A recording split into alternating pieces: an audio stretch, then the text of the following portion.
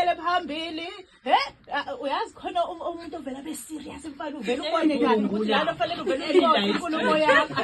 Uyazi uthi umdala yazi ngathi sikasho njalo. Unjani? Ngiyaphila njani sisi? Siyabila, ubingelela abalaleli. Ake ngithathele ithuba ngibingelela abalaleli umsakazo uNkulunkulu FM igama lami ngoTumelo ngokaDlamini. Ngila sengifikile sikalelekile bafethu asifikile nje kuphela sikalelekile. No ake ngikhulume nje iqiniso.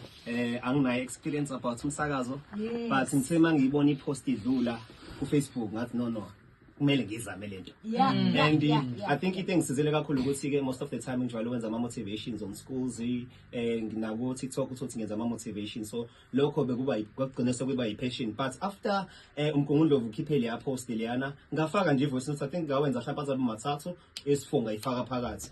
Then after sengiyamsile ngathi no I think this is a thing efanele ngabe ngiyayenza yabo.